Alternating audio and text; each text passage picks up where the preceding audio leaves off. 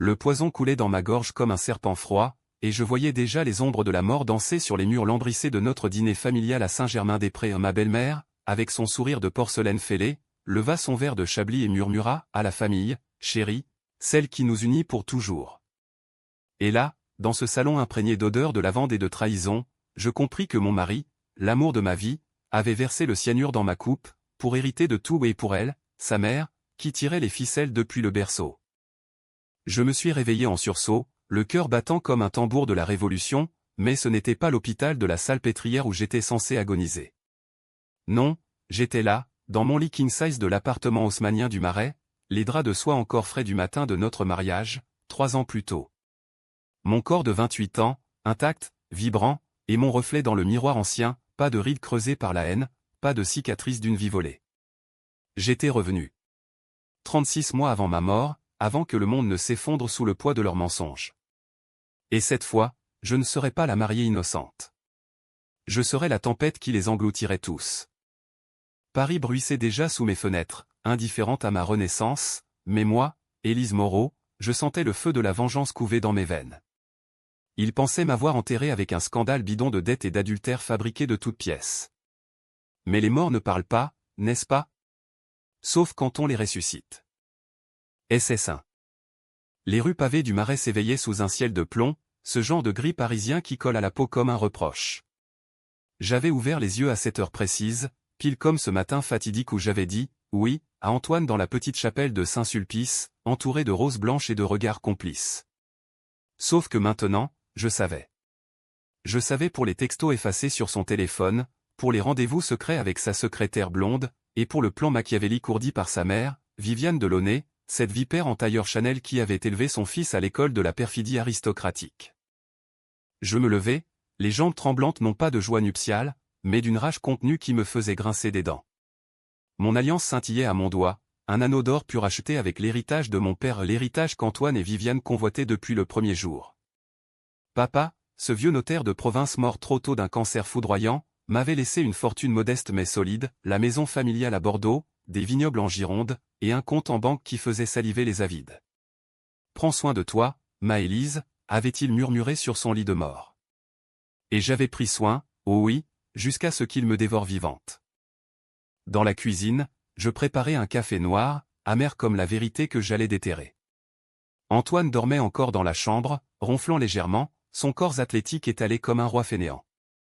Je m'approchai sur la pointe des pieds, mon cœur cognant un rythme de valse macabre. Il était beau, mon mari, avec ses cheveux châtains en bataille et cette fossette au menton qui m'avait fait fondre lors de notre rencontre au Louvre, devant la Joconde qui souriait déjà de nos malheurs futurs. Mais la beauté cache souvent la pourriture, n'est-ce pas? Je glissai une main dans la poche de sa veste abandonnée sur une chaise et là, comme dans un flashback empoisonné, je trouvai le premier indice, un billet de train pour Deauville, daté d'une semaine avant notre mariage, au nom de A.V. et de L. Viviane. Il complotait déjà. Un frisson me traversa, mais je le repoussai. Pas de larmes aujourd'hui. Aujourd'hui, je reconstruisais le puzzle de ma propre destruction. Je me rappelais tout, la salade raffinée de Viviane lors de ce dîner d'anniversaire, 3 ans plus tard, où le laurier rose broyé dans les feuilles avait fait son œuvre lente. Antoine, feignant l'inquiétude, m'avait emmené à l'hôpital en taxi, murmurant des « je t'aime » qui sonnaient faux même aux oreilles d'un sourd.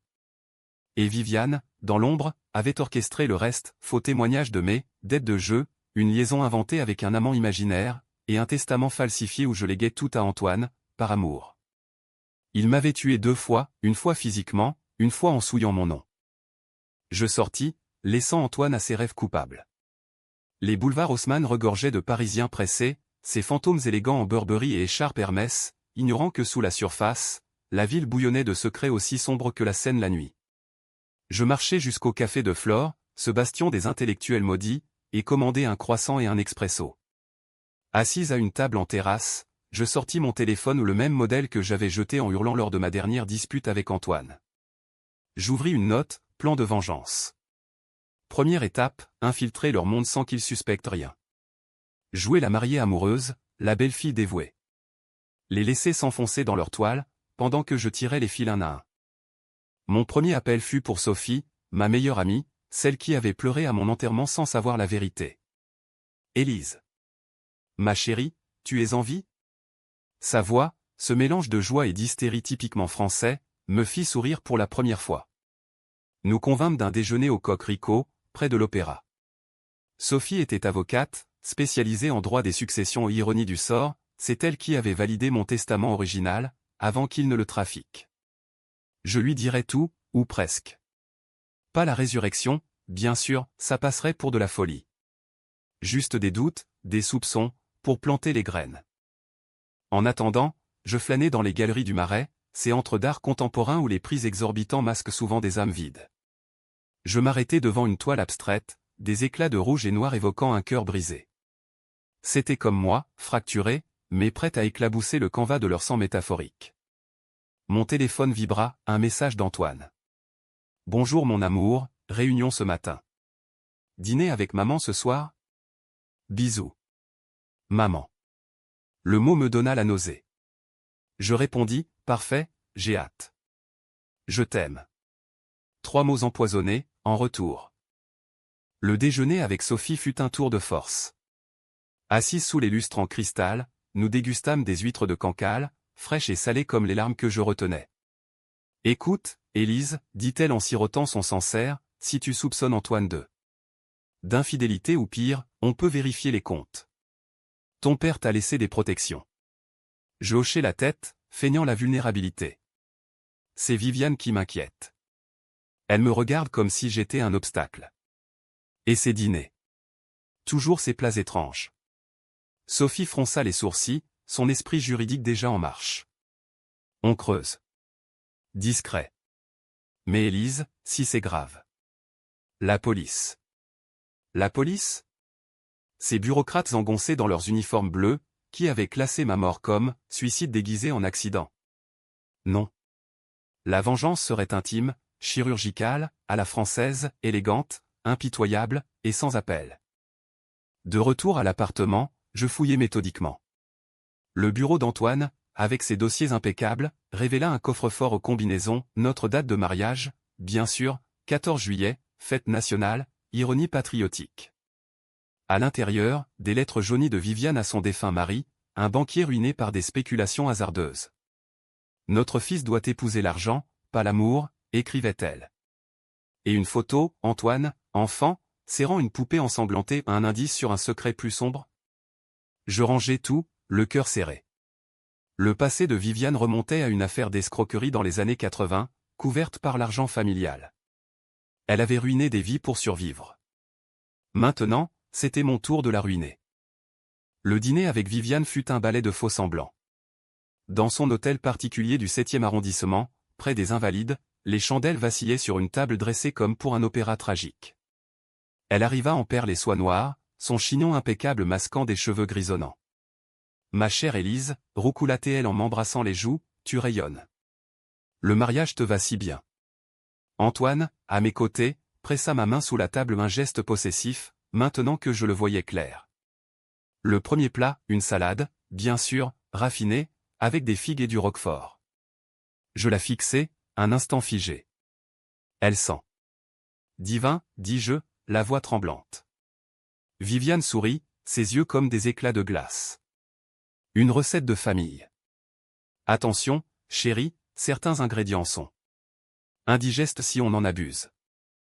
Son ton était léger, mais ses mots me pétrifièrent. Était-ce une menace précoce, ou juste sa cruauté habituelle? Antoine rit, maladroit. Maman adore ces petites allusions. Je bus une gorgée de vin, feignant l'innocence, mais intérieurement, je notais chaque détail, le majordome qui évitait mon regard, les photos de famille truquées sur le manteau de cheminée. Après le dessert, un sorbet au citron, amer comme le rhum, je prétextai une migraine et rentrai avec Antoine en taxi. Dans le noir de la nuit parisienne, il essaya de m'embrasser, mais je me dérobai. Demain, mon amour. Demain, je commencerai à creuser plus profond.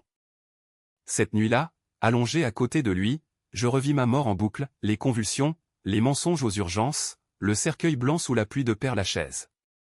Mais maintenant, j'avais du temps. 3 ans pour les démonter, pierre par pierre.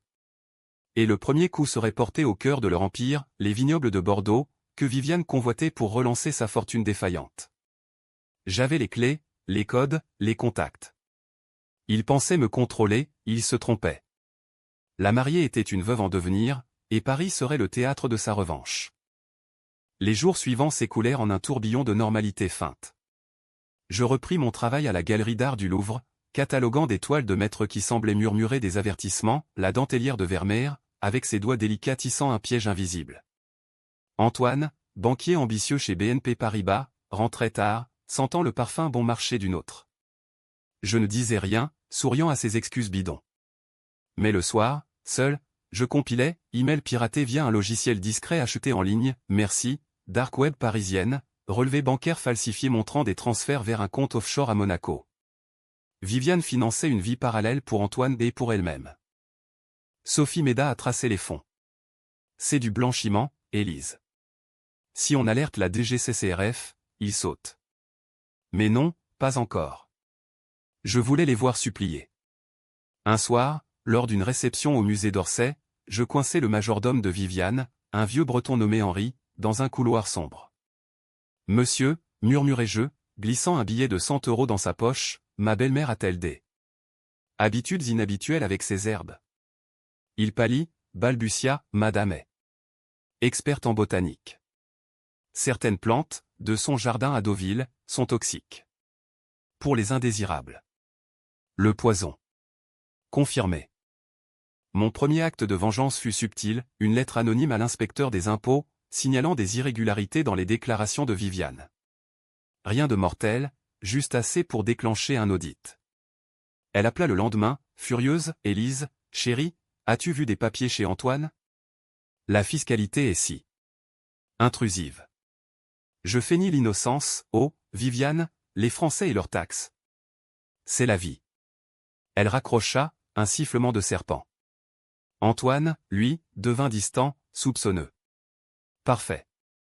Bientôt, les fissures apparurent. Une dispute éclata lors d'un week-end à Bordeaux, où je supervisais les vignes. Antoine but trop de Margot et lâcha, « Ton père était un idiot sentimental. S'il avait vendu plus tôt. » Je le fixai, feignant la surprise, « Que veux-tu dire ?» Il se reprit, mais trop tard. Le soir, dans la chambre d'hôte surplombant la Garonne, je glissai un somnifère dans son verre, rien de létal, juste pour fouiller son téléphone. Là, des messages à sa maîtresse, Claire, et à Viviane, elle commence à poser des questions. On accélère ? Accélérer ? Pas sans moi. J'effaçai les preuves, plantai des faux indices pointant vers Claire. Le lendemain, Antoine explosa, « C'est elle, n'est-ce pas ? Ta salope de secrétaire. » Je pleurai, jouant la trahie. Il s'excusa à genoux, promettant la lune. Mais la lune, à Paris, est voilée par la pollution et par les mensonges. L'automne enveloppait Paris d'un manteau de feuilles rousses, comme si la ville elle-même saignait pour mes péchés à venir. 2 mois s'étaient écoulés depuis ma renaissance, et le plan avançait avec la précision d'un coucou suisse ou plutôt, d'un guillotine bien affûté. J'avais infiltré le cercle intime de Viviane, c'était mondain du 16e arrondissement où les épouses de banquiers échangeaient ragots et recettes de revenge. C'est là que j'appris le secret enfoui, Viviane n'était pas la veuve éplorée qu'elle prétendait. Son mari, Édouard Delaunay, n'était pas mort d'une crise cardiaque en 2010, comme le racontait la nécrologie du Figaro. Non, il s'était suicidé après avoir découvert ses dettes de jeu et ses liaisons dont une avec un jeune associé, le père d'Antoine. Non, pire, Édouard avait été empoisonné, lentement, par la même botanique experte de Viviane. Un scandale étouffé par l'argent des Delaunay, mais des rumeurs persistaient dans les couloirs feutrés du Jockey Club. Je le sus par la bouche d'une vieille comtesse, un verre de champagne à la main, les yeux voilés par les ans. Viviane ? Une sorcière de Saint-Germain, ma petite. Édouard buvait son thé avec du laurier rose, paraît-il. Coïncidence. Mon sang se glaça, mais je ris, d'un rire de gorge parisienne, léger et cruel. Antoine était le fils d'un meurtre. Et moi, j'avais épousé le fruit pourri. Ce savoir me rongeait, mais il armait aussi ma lame. Je commençais à distiller le poison métaphorique, pour l'instant. D'abord, Claire, la maîtresse. Une brune aux lèvres pulpeuses, assistante chez un concurrent d'Antoine. Je l'approchai lors d'une vernissage au centre Pompidou, feignant l'amitié. Je suis Élise, l'épouse trompée. Allons boire un verre ? Elle rougit, balbutia des excuses. Mais je la piégeai, des photos truquées envoyées à son patron, suggérant un détournement de fonds. Résultat, licenciement, scandale, et Antoine, furieux, rompit avec elle. C'était rien, Élise, un flirt idiot. Je hochai la tête, les larmes aux yeux, des larmes de crocodile, bien sûr. Viviane sentit le vent tourner. Lors d'un déjeuner au Plaza Athénée, elle me confronta, ses ongles manucurés comme des griffes sur la nappe damassée. Tu changes, ma chère. Plus. Observatrice. Antoine dit que tu fouilles ses affaires. Son souffle sentait le Chanel numéro 5 et la peur. Je souris, piquant dans mon foie gras. Moi? Juste curieuse de notre avenir. Les vignobles rapportent bien, non? J'ai un acheteur potentiel. Ses yeux s'étrécirent. Les vignobles, son obsession. Elle avait convaincu Antoine de me pousser à vendre, prétextant des investissements familiaux. Mais j'avais bloqué la transaction, invoquant des clauses testamentaires de papa. Erreur fatale pour eux. Sophie, de son côté, creusait le passé. Élise, j'ai trouvé des dossiers scellés au tribunal de grande instance.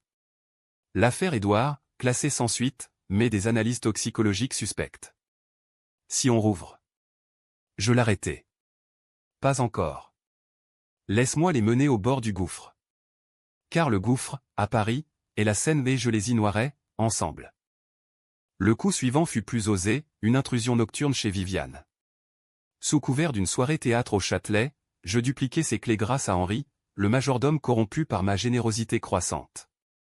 Son bureau, un sanctuaire de bois de rose et de secrets, révéla un journal intime relié en cuir, date remontant à 2009. Édouard soupçonne. Doit partir. Herbes du jardin feront le reste. Antoine héritera, et moi, la liberté. Mon estomac se noie. Elle avait écrit ma sentence aussi, la petite Moreau, avec ses vignes. Si elle résiste, même remède. Antoine acceptera, il est les faibles. Je photocopiai tout, laissai une trace subtile, un cheveu sur la serrure, pour semer le doute. Le lendemain, Viviane appela Antoine en panique, on nous espionne. Il rentra blême, me serra dans ses bras. Élise, promets-moi que ce n'est pas toi. Je murmurai, jamais, mon amour. Mais qui d'autre? La graine du soupçon germa entre eux. Noël approchait, et avec lui, le gala annuel des Delaunay à l'hôtel de ville. J'y allais en robe Dior rouge sang, un camé à mon cou cadeau de papa, gravé, vérité ou mort. Antoine, en smoking, me présenta comme ça, perle rare. Viviane, en vison, me toisa. Au milieu des valses et des coupes de Krug, je glissai un mot à un journaliste du Monde, un ami de Sophie, rumeur sur les Delaunay. Poison dans le thé? Il haussa un sourcil, intrigué. Les premières ripples. Mais le vrai drame éclata plus tôt. Une nuit, Antoine me confia son fardeau, maman. Elle a tué papa. Je l'ai su il y a des années. Mais elle m'a élevé, Élise. Que faire? Ses yeux, pour la première fois, semblaient sincères. Était-ce un piège? Ou un craquement dans son armure? Je le serrai contre moi, feignant la compassion. On l'affronte ensemble. Mensonge. Ensemble signifiait sa chute aussi. Le nouvel an, nous fêtâmes à la tour Eiffel, feux d'artifice illuminant le ciel comme des âmes damnées. Mais en bas, dans la foule, je reçus un appel anonyme. Henri, sans doute. Madame, fuyez. Elle prépare le thé pour le brunch de demain. Le laurier rose. Mon heure. Je rentrai, alerté discrètement la police via un prétexte bidon, intrusion chez moi. Ils arrivèrent juste à temps pour le brunch chez Viviane. Fouille sommaire, herbe toxique dans son placard. Elle hurla, c'est un complot. Élise, cette garce. Antoine, livide, me défendit, maman, arrête. Les menottes cliquetèrent. Twist, les analyses lièrent les herbes à la mort d'Édouard. Scandale national. Mais je ne m'arrêtai pas. Tandis que Viviane croupissait à la santé, j'attaquai Antoine. Faux témoignage sur ses détournements, preuve plantée. Il supplia, Élise, pardonne-moi. J'étais faible. Je souris, la faiblesse tue, mon amour. Le printemps 2026 déferla sur Paris comme une vague de scandales, emportant les Delaunay dans son écume. Viviane, incarcéré à la prison de Fresnes, clamait son innocence dans les tabloïds, complot bourgeois, titrait Le Parisien, avec ma photo en ombre menaçante. Antoine, suspendu de son poste à la banque, errait dans notre appartement comme un fantôme, ses costumes Armani pendant sur un corps amaigri par l'alcool et la culpabilité. Moi, j'étais la veuve vengeresse, cataloguant des Renoirs au Louvre le jour, et ourdissant la suite la nuit. La Renaissance n'apporte pas la paix, elle exige du sang. Sophie devint mon bras armé légal. Élise, on peut divorcer, geler les actifs. Les vignobles sont à toi. Mais le divorce était trop propre. Je voulais qu'il saigne. J'engageai un privé, un ex-flic marseillais nommé Raoul, pour creuser le passé d'Antoine. Découverte, à l'université Sorbonne, il avait coulé un rival en affaires étudiantes, falsifiant des preuves qui avaient mené à un suicide. Le fils de Viviane, forgé dans le même moule toxique. Il mérite la tôle, madame, grogna Raoul au téléphone, depuis un bistrot enfumé de Belleville. Mon prochain coup, ruiner sa réputation. J'organisai un dîner, réconciliateur, avec des collègues de banque, autour d'argent, surplombant Notre-Dame encore en reconstruction. Antoine, désespéré de reconquérir son poste, but trop de Bourgogne. Sous mes questions anodines, il craqua, maman m'a forcé. Pour l'héritage. J'ai versé le poison, Élise. Pardonne-moi. J'avais micro caché dans mon collier. Enregistrement parfait. Le lendemain, l'audio fuitait sur les réseaux anonymes, bien sûr. Banquier assassin trendait sur X, avec des mèmes de la guillotine. Antoine me confronta, hystérique, c'est toi. Tu m'as piégé. Je ris, pour la première fois librement. Et toi, tu m'as tué. Dans l'autre vie. Il pâlit, croyant à une métaphore. Quelle autre vie? Je ne répondis pas. Mieux valait le laisser dans l'ignorance de ma malédiction. Viviane, de sa cellule, m'envoya une lettre, petite pute, tu paieras. Antoine est à moi. Je la brûlai sur le balcon, face à la lune sur la Seine. Mais elle avait encore des alliés, un avocat véreux, maître Lefebvre, qui tenta de me rançonner avec des preuves de mon adultère fabriqué. Je contre-attaquai, dossier sur ses liens avec la mafia corse. Il se suicida ou fut aidé d'une balle dans la tempe, près d'un casino à Nice. La tension montait. Antoine tenta de me reconquérir, fleurs et bijoux, mais ses yeux trahissaient la haine. Une nuit, il essaya de m'étrangler, dans un accès de rage. Tu as tout détruit. Je me débattis, griffai, et appelai les flics. Blessure superficielle, mais arrestation pour tentative de meurtre. Ironie, les mêmes menottes que pour sa mère. Au tribunal, le procès de Viviane fut un cirque. Témoignages accablants, Henri, sous immunité, raconta les herbes, la comtesse confirma les rumeurs. Elle hurla, Élise est le diable. Elle est morte et revenue. La salle rit, mais moi, je sentis un frisson. Était-ce une coïncidence, ou avait-elle deviné? Condamnée à perpétuité, elle fut traînée dehors, maudissant mon nom. Antoine, en détention provisoire, supplia une visite. Derrière la vitre, il pleura, aide-moi, Élise. Pour nous. Je murmurai, il n'y a plus de nous. Juste la justice. Mais intérieurement, un doute, et si je devenais comme eux? La vengeance corrompt, dit-on. À Paris, elle élève. Libéré des chaînes, je vendis les vignobles au nom à Viviane, mais à une coopérative éthique, finançant des bourses pour orphelins. Sophie organisa une fête, champagne sur les toits de Montmartre.